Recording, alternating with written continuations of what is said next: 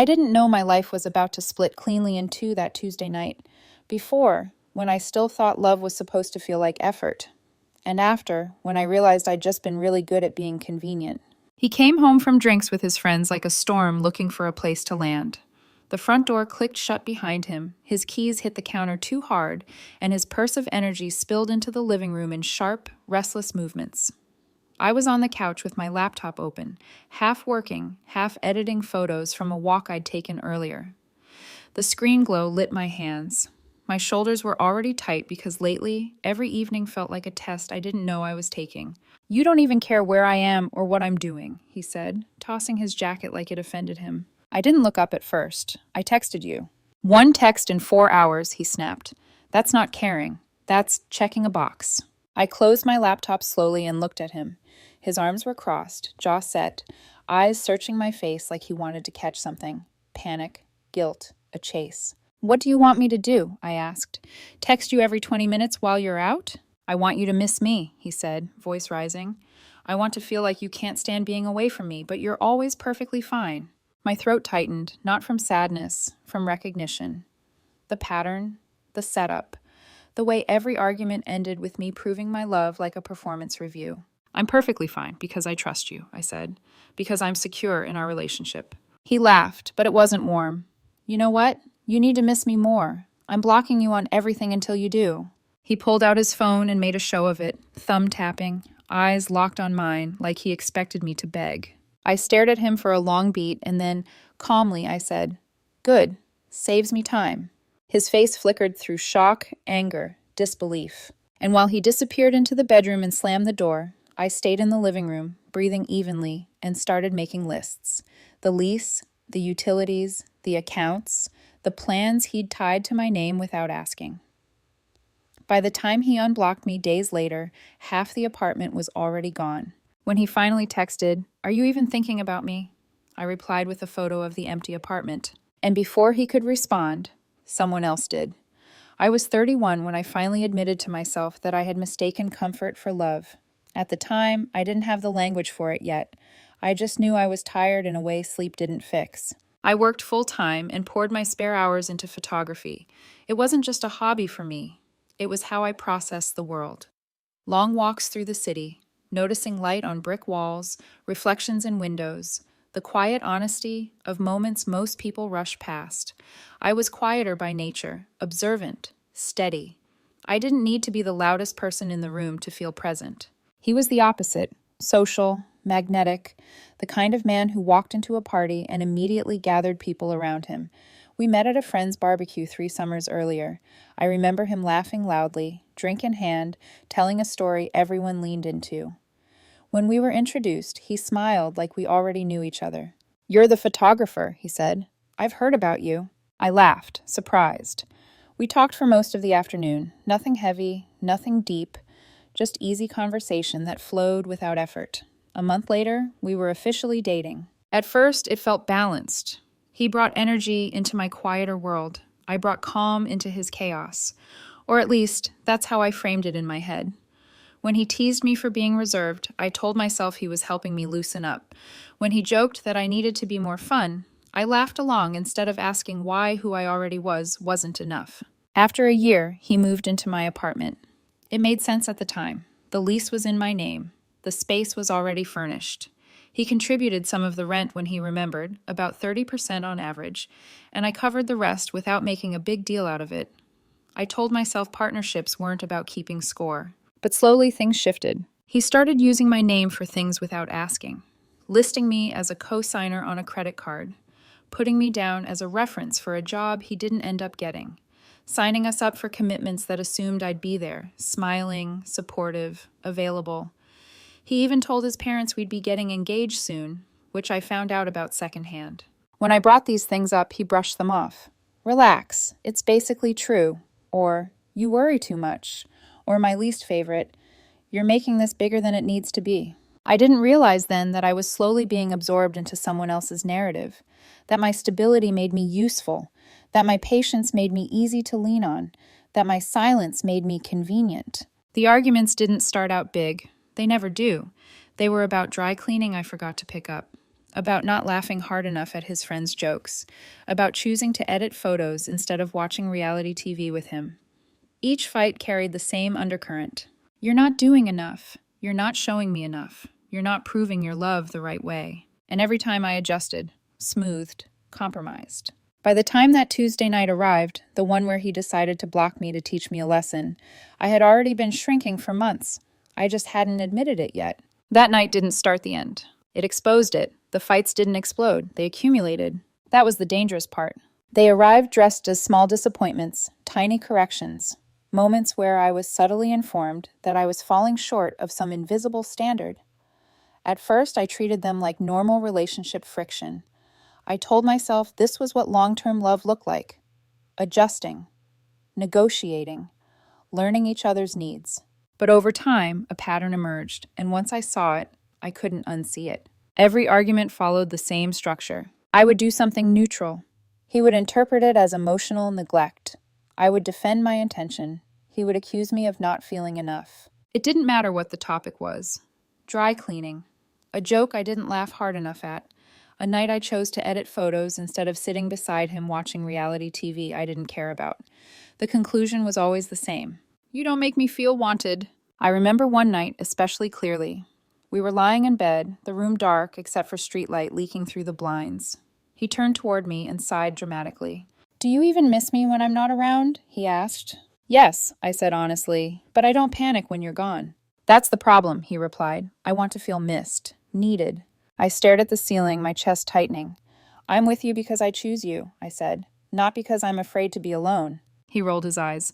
"You always make everything sound so logical. Feelings aren't logical." That was when I started to understand. He didn't want partnership. He wanted pursuit. He wanted absence to hurt me, distance to unsettle me, silence to pull me apart. And the more grounded I stayed, the more it frustrated him. His friends didn't help. They fed the narrative without realizing it. Jokes about how I was too calm, how I didn't get jealous enough, how I was mysterious in a way that felt like a criticism instead of a compliment. One of them laughed once and said, "Man, if my girlfriend was that chill, I'd think she didn't care." He laughed along. I didn't. I started noticing how often he tried to provoke reactions, leaving messages on read and then accusing me of being distant, picking fights right before plans, then asking why I didn't fight harder to keep the night pleasant, creating emotional chaos, and then blaming me for not engaging with it the way he wanted. The worst part was how subtly it happened. There was no shouting, no obvious cruelty, just constant recalibration, where I was always the one adjusting my behavior to make him feel secure. And yet his insecurity never shrank. It grew. Because reassurance doesn't work when someone is addicted to being chased. I began questioning myself in ways I never had before. Was I too detached, too independent, too comfortable alone? I asked friends I trusted, people who knew me well. Their answers were consistent. "You're steady. You're emotionally present. You don't play games." That last one stuck with me, because by then I realized something unsettling. He was playing one. The blocking threat that came later didn't come out of nowhere. It was the natural escalation of months of emotional testing. He wanted proof that I would scramble when he pulled away, that I would chase, that I would suffer visibly enough to reassure him of his importance. What he didn't expect was this. I was already tired of being examined, already tired of being graded, already tired of loving someone who needed instability to feel desired. That Tuesday night wasn't the first red flag. It was just the first one I stopped ignoring. That Tuesday didn't feel important when it started. It felt ordinary. Work had been long but manageable. I stopped by the grocery store, picked up ingredients for a simple dinner, and texted him once while he was out with friends. "Do you want me to save you some food?" He replied quickly, "We're eating out. Don't wait up." So I didn't. I cooked anyway, portioned leftovers into containers, and opened my laptop to edit photos from a walk I'd taken the weekend before. The city had been quiet that morning. Soft light, honest shadows, the kind of calm I'd always found grounding. He came home close to midnight. The door shut harder than necessary. His shoes were kicked off instead of placed by the door like usual. I felt the shift before he said a word. "You don't even care where I am or what I'm doing," he said, dropping his bag on the couch. I glanced up. "I texted you." "One text," he snapped, "in 4 hours." "You were with your friends," I said evenly. "I was giving you space." He laughed, sharp and humorless. "That's the problem. You give me too much space. You don't chase me." I closed my laptop slowly, deliberately. My pulse was steady, but something in my chest had gone tight. "What does that even mean?" I asked. "You want me to check in constantly while you're out?" "I want you to miss me," he said, voice rising. "I want to feel like you can't stand being away from me. But you're always perfectly fine." I watched him as he said it. His eyes weren't hurt. They were searching, testing. "I'm fine because I trust you," I said. "Because I'm secure in our relationship." He scoffed. "You're too secure." The words hung there, absurd and revealing all at once. "You know what?" he continued, pulling out his phone. "I'm blocking you, on everything, until you learn to miss me more." He looked at me expectantly, thumb hovering, waiting for panic, for protest, for me to grab his wrist and tell him not to. Instead, I felt something inside me settle. "Good," I said. "Saves me time." His face flickered through confusion, then anger. "Are you serious?" "Yes." He blocked my number right in front of me, dramatically, like it was a punishment I was supposed to fear. Then he stormed into the bedroom and slammed the door. I sat there for a moment, breathing, not shaking, not crying, just clear. Then I opened my laptop again and started making lists. The apartment was mine. The lease, the utilities, all in my name. He'd moved in after a year together, contributing about 30% of the rent when he remembered. The car we shared was mine, paid off 2 years earlier. Most of the furniture had been mine before we even met. But it wasn't just physical things. Over the past year, he'd quietly woven himself into my life in ways I hadn't fully clocked. He'd listed me as a co-signer on a credit card without telling me, used my name as a reference for jobs, signed us up for commitments that assumed permanence. He'd even told his parents we were getting engaged soon, which I'd found out accidentally. I worked through the night. Wednesday morning, I called the credit card company. 40 minutes and a supervisor later, I was removed as a co-signer. Nearly $4,000 in charges stared back at me. I felt sick, then focused. I canceled a timeshare presentation he'd signed us up for using my information, changed every password I had, banking, email, streaming services. I realized I didn't even know how many devices he was logged into. By Thursday, I'd given notice to my landlord and put down a deposit on a new place across town. Smaller, brighter, mine. Friday, I took a personal day and started packing. Methodically, room by room, only my things, my books, my clothes, my photography equipment. I didn't touch his belongings. I wasn't trying to punish him. I was detangling myself. He unblocked me on Saturday. I know because my phone exploded with 17 messages at once, friendly at first, then concerned, then irritated, then angry. I didn't respond. On Sunday morning, he called. I answered. "Where are you?" he demanded.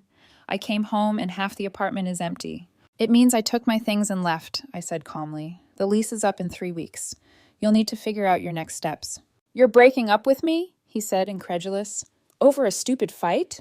"You blocked me to teach me a lesson," I replied. "I learned it." He started crying. Accusations followed, then guilt, then promises. I listened. Then I said, "I missed something, actually. I missed the red flags." And I hung up. I didn't know it yet, but the consequences were just getting started. The first night alone in the new apartment, I sat on the floor with my back against the wall, surrounded by half-unpacked boxes, and listened to the unfamiliar quiet. No TV murmuring in the background. No footsteps pacing when he was restless. No tension hanging in the air, waiting to be triggered. Just silence. And for the first time in months, it didn't feel threatening. Still, my body hadn't caught up with my decision yet. My hand shook when I made tea. My chest felt tight, like I was bracing for something to crash back into me. 3 years doesn't disappear just because you decide it should be over. I kept replaying the moment he blocked me, the confidence in his voice, the certainty that I would chase, that I would panic, that I would prove my love the way he wanted. What unsettled me wasn't that he tried to control the situation. It was how normal that had become. I realized how many times I'd adjusted myself to avoid conflict, how often I'd chosen calm over honesty, peace over self-respect. I told myself I was being mature, but what I was really doing was absorbing emotional weight that wasn't mine to carry. That Sunday call echoed in my head. "You're breaking up with me?" As if I'd done something irrational, as if leaving was the unreasonable act. I didn't cry until later that night. Not dramatic sobs, just quiet tears that surprised me when they came. Grief has a way of slipping in when you finally stop being vigilant. I wasn't crying because I missed him. I was crying because I finally saw how much of myself I'd given away trying to keep someone comfortable. Over the next few days, I moved through my routine like I was underwater. Work, gym, grocery store, back home. Friends texted, asking vague questions. Are you okay? What happened? I kept my answers short. We broke up. That was it. Inside, though, the questions were louder. How did I let it get this far? Why didn't I push back sooner? Why did I think being low maintenance meant being low value? Then the messages started. Not from him at first, from people around him. A message from his best friend. He's really upset. You didn't have to disappear like that. From someone I barely knew. He says you moved out without warning. That's cold. Each one landed like a small attempt to pull me back into the narrative, to make me explain, defend, justify. I didn't. When he finally tried again, it was through a long voicemail. His voice cracked in places. He said he didn't recognize me anymore, that he thought we were stronger than this, that I'd blindsided him. Listening to it, I felt something unexpected. Distance. I heard the same pattern, the same framing. His feelings at the center. My boundaries positioned as cruelty. That's when it hit me. Even now, even after I'd left, he was still trying to rewrite the story so that I was the one who'd failed the test. I deleted the voicemail. That night, lying in bed in a room that finally felt like mine, I asked myself a hard question. If I went back now, what would actually change? The answer was immediate and uncomfortable. Nothing. He wouldn't suddenly stop testing me. He wouldn't stop needing proof, and I would slowly disappear again. That realization hurt more than the breakup itself, but it also anchored me. For the first time, I wasn't reacting to his emotions. I was listening to my own. And they were telling me something very clear. Leaving wasn't an overreaction. It was a delayed one. I thought the hardest part would be leaving. Packing my life into boxes, walking away without a scene, learning how to breathe in a space that didn't carry his moods. I was wrong. The hardest part was what came after. It started quietly, the way escalation usually does. A message from one of his friends asking if I was doing okay. Another from someone else saying they'd heard we were on a break. The wording mattered. It told me he was already reshaping the story, sanding down the edges, turning my exit into a misunderstanding instead of a boundary. 3 days after I moved out, I got a message from his best friend. You need to call him. He's a mess. What you did was cruel. I stared at the screen for a long moment. The word cruel sat there like an accusation. No mention of the blocking, no mention of the credit card, no mention of the way he'd tried to teach me a lesson by disappearing, just my absence framed as punishment. I didn't reply. Then his sister reached out. I'd always gotten along with her well enough. We'd had coffee together, shared inside jokes. I thought for a second maybe this would be different. I don't know what happened between you two, she wrote, but he's telling everyone you abandoned him. He says you moved out without warning and took things that weren't yours. He's staying with friends right now. He's not doing well. My stomach tightened. Abandoned. Took things that weren't mine. That was when I realized this wasn't just about hurt feelings anymore. It was about control, about salvaging his image by casting me as the villain who vanished without explanation. I still didn't respond. Silence, I'd learned, was the only boundary he couldn't manipulate. But silence didn't stop the ripple effect. Over the next week, mutual friends started reaching out. Most were careful, testing the waters. Are you okay? Do you want to talk about it?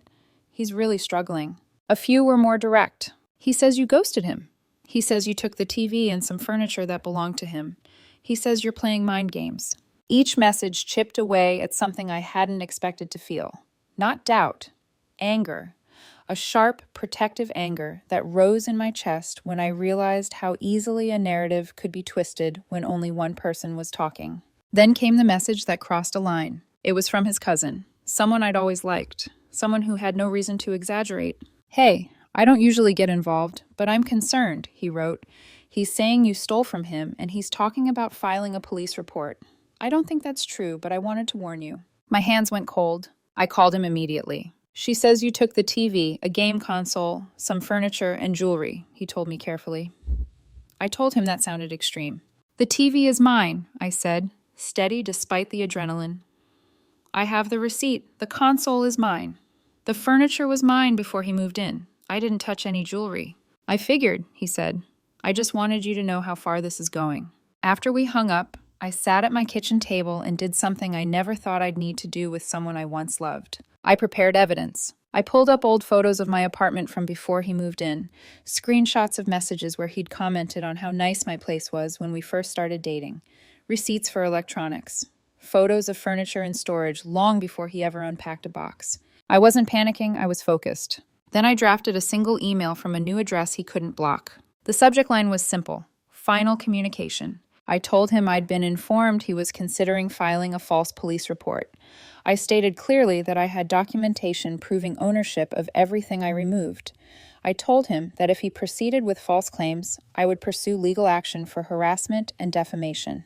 No insults, no explanations, no emotional language. Just facts. I attached copies of the receipts and photos and hit send. 2 days later, the threats stopped. No police report was filed. No more accusations floated back to me through friends. Instead, there was a sudden, collective quiet, like a door slamming shut somewhere behind the scenes. The escalation ended not with an apology, but with reality. And I understood something important then. When someone loses control over you, they will often try to control the story instead. When that fails, they retreat. I didn't feel victorious. I felt tired, but beneath the exhaustion was something solid. I had protected myself, calmly, cleanly, without becoming the person he wanted me to be. And that mattered more than winning. When the noise finally stopped, that's when it hit. No more messages passed through friends. No more warnings. No more screenshots forwarded with "just so you know." The escalation had burned itself out, leaving behind a quiet so deep it felt almost unreal. For weeks, I'd been operating on focus and adrenaline, protecting myself, staying composed, doing what needed to be done. And then one night, there was nothing left to respond to. That was the night I broke. I was alone in my new apartment, boxes mostly unpacked now. My photographs hung neatly on the walls, like proof that I existed here on my own terms. I'd cooked dinner, something simple, and eaten it standing at the counter without realizing I hadn't turned on any music or the TV. The silence felt heavier than it had before. Final.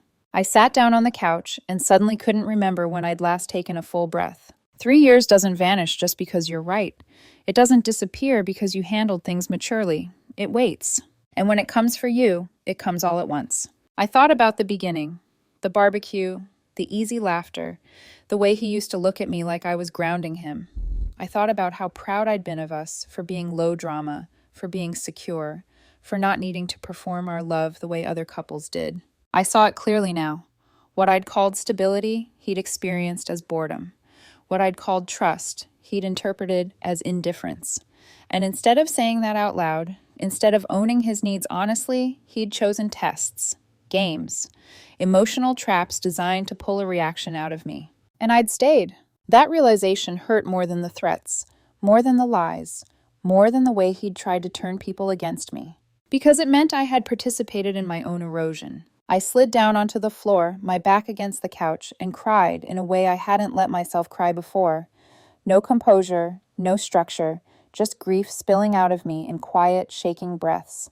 Not for him exactly, but for the version of myself who kept trying to be enough for someone who needed me to be unstable, to feel loved.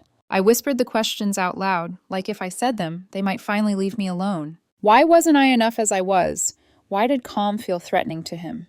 Why did I think love meant constantly adjusting? At some point, I realized my hands were clenched so tightly they hurt. I forced them open, pressed my palms flat against the floor, and focused on the sensation. Cold wood, solid, real. I wasn't in danger anymore. That thought surprised me. For months, my nervous system had been living in anticipation, waiting for the next critique, the next accusation, the next emotional demand. Even after I left, my body had stayed braced, like he might still reach through the walls and pull me back into explaining myself. But he couldn't, and that freedom felt terrifying at first. Because when no one is evaluating you, you're left alone with yourself, with your choices, with the truth. I saw how easily I'd mistaken being low maintenance for being loving, how often I'd swallowed discomfort because I didn't want to be seen as difficult, how I'd believed that if I just stayed steady enough, patient enough, he'd eventually feel secure. That night, I finally admitted something I hadn't wanted to face. I wasn't afraid of losing him. I was afraid of starting over at 31, afraid of being alone, afraid of discovering that I'd wasted years trying to pass a test that was never meant to be passed. Those fears sat heavy in my chest. I let them. I didn't push them away. I didn't rush to reframe them into something inspirational. I let myself sit in the dark moment without fixing it, because I needed to. Sometime after midnight, I stood up, walked into the bathroom, and looked at myself in the mirror.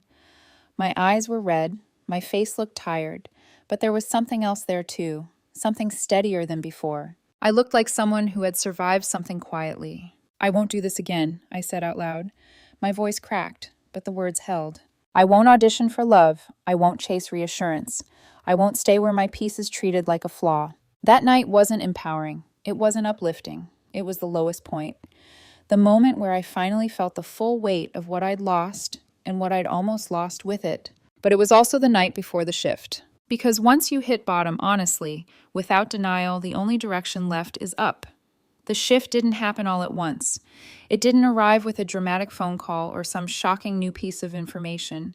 It came quietly, almost invisibly, the morning after that night on the floor. I woke up with swollen eyes and a heavy body, but my mind felt clear. For the first time since the breakup, my thoughts didn't immediately go to him. They went to me, to my schedule, to what I wanted to do that day. That realization stopped me mid-movement as I sat up in bed. I wasn't bracing anymore. Later that afternoon, I met a coworker for coffee. Someone neutral. Someone who didn't know the details, just that I'd moved recently. We talked about work, about photography, about nothing particularly important. Halfway through the conversation, she smiled and said, "You seem lighter." The word landed deeper than she knew. That evening, I went for a long walk through my neighborhood. No headphones, no distractions, just the sound of my footsteps and the city moving around me.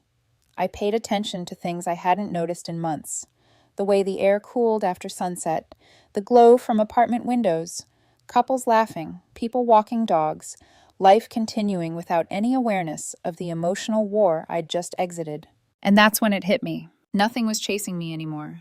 No test was waiting for me to fail. No one was monitoring how I loved. The power I'd thought he held over me had only existed because I kept engaging with the rules he set, blocking me, provoking me, accusing me of not caring enough. All of it relied on my participation. The moment I opted out, the game collapsed. A few days later, I got one final piece of information that sealed it. A mutual friend, someone who had stayed carefully out of everything, called me. She didn't sound dramatic, just honest. "I don't want to get involved," she said, "but I thought you should know. He's doing the same thing now with someone else. Already. Complaints about not feeling wanted, about not being chased enough." I closed my eyes. There it was. Not a mistake, not a misunderstanding, a pattern. That was the proof I hadn't even known I was waiting for. Not because I needed to be right, but because it freed me from the last lingering doubt that maybe, somehow, it had all been my fault. It hadn't been. That night, I did something small but significant. I went through my phone and deleted the empty apartment photo. I didn't need the reminder anymore. The lesson had already settled into my bones. I also blocked one final number, the unknown one that had contacted me weeks earlier, the last loose thread. As I lay in bed, I realized something else. I wasn't angry at him anymore. I wasn't hurt in the same sharp way. I wasn't even thinking about what he might be saying or doing. I was thinking about what I wanted next. Not who, what. Peace, consistency, a love that didn't need to be proven through anxiety. That was the turning point. Not when he lost control, but when I stopped needing validation that leaving had been the right choice. From that moment on, I wasn't reacting to the past. I was building forward. Once I stopped participating, everything unraveled without my involvement. That was the part no one had warned me about. For so long, I'd been the stabilizer, the reasonable one, the buffer between his emotions and reality. Without me there to absorb the impact, the weight of his behavior had nowhere else to go. I didn't hear about it immediately. I wasn't checking. I wasn't asking. But stories have a way of traveling when enough people are forced to confront them. He moved out of our old place within weeks. Not by choice. The rent was too much without my name attached to it, and the landlord wasn't interested in renegotiating. Friends told me he bounced between couches for a while, staying wherever someone would take him. The confidence he'd always worn so effortlessly seemed to evaporate once it wasn't being reinforced. The credit card situation caught up to him next, the one he'd quietly put my name on without asking. Without my co-signature, the balance became his problem alone. Missed payments, calls from collectors, embarrassing conversations he couldn't charm his way out of. He picked up extra shifts, complained loudly about how unfair it was. Unfair. That word came up a lot, apparently. As if consequences had blindsided him, as if responsibility was something that had happened to him, not something he'd created. Our mutual friends started to notice the cracks too. The version of the story he'd been telling didn't hold up under basic questions. Timelines didn't match. Details shifted depending on who he was talking to. The more he tried to explain, the less convincing it sounded. One friend told me later, "At first, we thought you disappeared without warning. But the more he talked, the more it became clear you didn't vanish, you exited." That distinction mattered. People stopped defending him. Quietly at first, then openly. Invitations slowed. Group chats went quiet. The energy shifted from sympathy to discomfort. No one likes realizing they've been manipulated, even unintentionally. I heard he tried to frame himself as the victim one last time at a gathering I didn't attend. He talked about how I'd changed, how I'd become cold, how I'd left without giving him a chance to fix things. Someone asked him calmly, "Why did you block her in the first place?" He didn't have a good answer. That question lingered longer than anything else. The woman he started seeing casually didn't last either. According to a friend who knew her, the same complaints surfaced within weeks. She didn't text enough. She didn't reassure him constantly. She didn't need him the way he wanted to be needed. When she pulled back instead of chasing, he spiraled. Patterns don't stay hidden forever. His family got involved next. His parents, who had once spoken about our future like it was already decided, now avoided the topic entirely. The engagement story he'd told them years earlier came back around in an awkward way. Questions he couldn't answer. Assumptions that no longer made sense. I never heard about an apology from them, but I didn't need one. Their silence was explanation enough. Meanwhile, my life kept expanding in quiet, ordinary ways. I settled into my routine. Morning coffee in a kitchen that stayed clean. Evenings editing photos without someone hovering, asking why I wasn't more present. Weekends spent exactly how I wanted, without having to justify my choices. I ran into one of his close friends at a coffee shop about 3 months later. He looked uncomfortable when he saw me, but he walked over anyway. "I owe you an apology," he said. "We believed what he told us without asking you. That wasn't fair." "It's okay," I replied honestly. "People believe the person who speaks first." He nodded. "For what it's worth, things make more sense now." I didn't ask him to elaborate. I didn't need the details. The fallout didn't destroy him. It exposed him to others, and eventually, I hoped, to himself. As for me, I didn't walk away with revenge or satisfaction. I walked away with something quieter and far more valuable. My peace stayed intact. I didn't correct the narrative. I didn't post explanations. I didn't demand to be understood. I let the truth stand on its own. And it did. Healing didn't announce itself. It didn't come with a revelation or a sudden surge of happiness. It arrived quietly, disguised as ordinary days that no longer felt heavy. One morning, a few months after everything ended, I realized I hadn't thought about him at all the day before. The realization caught me off guard. Not because I missed him, but because for so long he'd occupied so much mental space without my consent. And now, that space was mine again. My new apartment finally felt like home. Not just because my furniture was arranged the way I liked, or because my photographs lined the walls without commentary. It felt like home because nothing in it asked me to perform. Nothing tested me. Nothing waited for me to fail. I had started seeing someone new. Casually, slowly, no labels, no urgency, just two people enjoying each other's company without turning connection into a competition. He didn't ask why I wasn't texting enough. He didn't interpret my calm as distance. When I said I needed time alone, he nodded and said, "That makes sense." The simplicity of it almost scared me at first. I realized how deeply I'd been conditioned to believe love had to feel intense to be real. That reassurance had to be earned. That being chosen required constant proof. It doesn't. What I learned is this. Love shouldn't feel like a performance review. Affection shouldn't be extracted through anxiety. And anyone who needs you to feel unstable in order to feel desired is not offering love. They're offering control. When he told me I needed to miss him more, what he was really saying was that my peace made him uncomfortable, that my independence didn't flatter his insecurities. And instead of meeting me where I was, he tried to pull me into chaos so he could feel powerful. I opted out. I didn't scream, I didn't beg, I didn't explain myself into exhaustion. I chose silence and action. And that choice changed everything. If there's one thing I hope anyone listening takes from this, it's this. If someone blocks you to punish you, tests you to measure your worth, or withholds connection to control you, the most powerful response isn't chasing them. It's leaving. Not in anger, not in revenge, but in clarity. I don't regret loving him. I regret the time I spent trying to convince myself that love was supposed to hurt this quietly. The empty apartment photo is gone now. I don't need it anymore. The reminder lives somewhere deeper, in my boundaries, in my choices, in the calm I protect fiercely now. I didn't lose him, I found myself. And this time, I'm not auditioning for love.